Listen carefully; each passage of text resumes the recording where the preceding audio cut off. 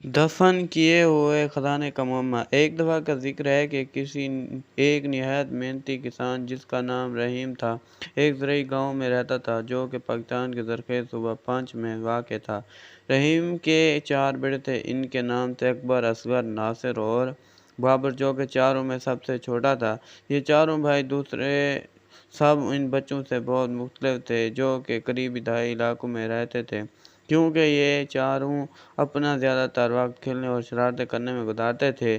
जब हमसाये में रहने वाले लोग इन हमसायों के भाइयों के शरारतों से तंग आ जाते तो वो रहीम से इनकी शिकायत करते। तब वो सब शरारती भाई भोले भाले बन जाते और वादे पर कायम रहने का इरादा किए बगैर हमसायों से माफ़ी भी मांग लेते।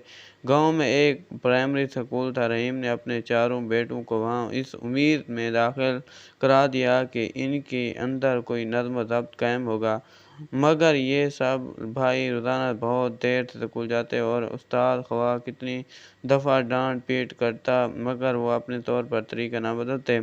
रहीम बहुत ही रहमदिल इंसान था और उसने कभी अपने बेटों के साथ सख्त कलमामी नहीं की, बल्कि वो उनके पास बैठ जाता और उनको दलाइल दे कर समझाने की कोशिश करता। प्यारे बेटो,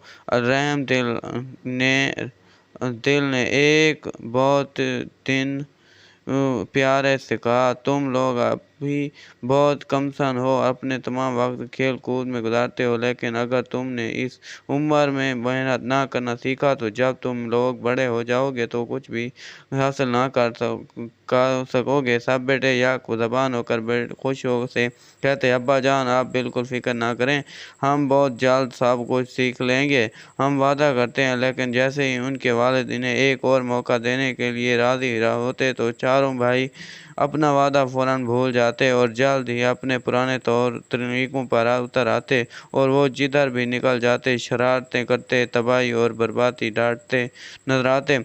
अगर कोई इनसे कोई काम करने के लिए कहता तो वो सब तरह के बहाने बना देते, जबकि वो दरअसल ये चारों भाई निहायत सुस्त और कायल थे। फिर इसी तरह दिन, महीने और साल गुजर गए और ये चारों बढ़कर जवान हो गए। उन्होंने पढ़ना लिखना बिल्कुल ना सीखा और ना ही उन्होंने खेत पर कोई काम वालिद की मदद से के लिए किया। वो हमेशा एक दूसरे की अपनी मन घड़त फजूल बातों और मुश्किलात के लिए इल्ज़ाम देते और इनमें से किसी एक ने भी कभी एक दफ़ा भी अपने बुरे तौर पर तरीके के लिए अपनी जिम्मेदारी कबूल नहीं की।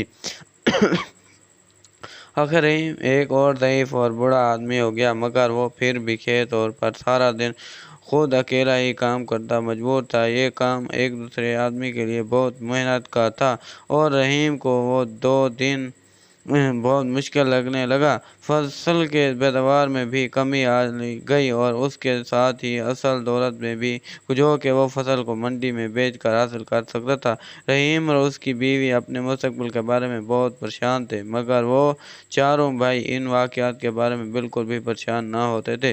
कभी कभार वो खेत में अपने वालिद की मदद करने चले जाते थे, लेकिन ज़्यादातर अपने बचाव की खातिर बहाने बनाते थे। वो तमाम दिन सिर्फ निकम्मे बैठते रहते, दिन खाते पीते और आराम से सोते। कभी कोई अकबर से कहता कि खेत पर जाकर अपने वालिद की मदद करे तो वो कहता था, दूसरे तीनों में से किसी और को कह दो, मुझे सर दर्द है वगैरह वगैरह। इसी तरह हर एक भाई को जब भी किसी काम करने को कहता तो वो इसी किस्म के बहाने बना देते हैं और उनमें से हर एक अपने दूसरे भाइयों में से किसी और को काम करने के लिए पेश देता। फिर एक वक्त ऐसा है कि रहीम वाकई इस कदर ज़ईफ़ और बीमार हो गया कि कोई काम करने के काबिल नहीं रहा और उसने हकीकत में ये महसूस किया कि वो ज़्यादातर देर तक ज़िंदा नहीं रह सकेगा। रहमदिल बाप अपने नकारे बेटों के बारे में बहुत फ़िक्रमंद हो गया। उनके दिमाग को बहुत से मुश्किल सवालात ने घेर लिया। उसे ये नहीं मालूम था कि जब वो उन्हें नहीं होगा तो उनका क्या होगा। उन्होंने कोई हुनर नहीं सीखा था, इसलिए वो अपने लिए रोज़ी कैसे मुहैया कर सकेंगे। इनके बुरे अमाल के बावजूद रहीम अपने बेटों को दिल से चाहता था और उनकी मदद करना चाहता था, इसलिए वो बेचारा ज़ईफ़ आदमी बहुत ही गौर से ये सोचने लगा कि क्या क्या किया जाए। बहुत देर गौर करने के बाद रहीम को एक मंसूबा समझ में आया, जिसके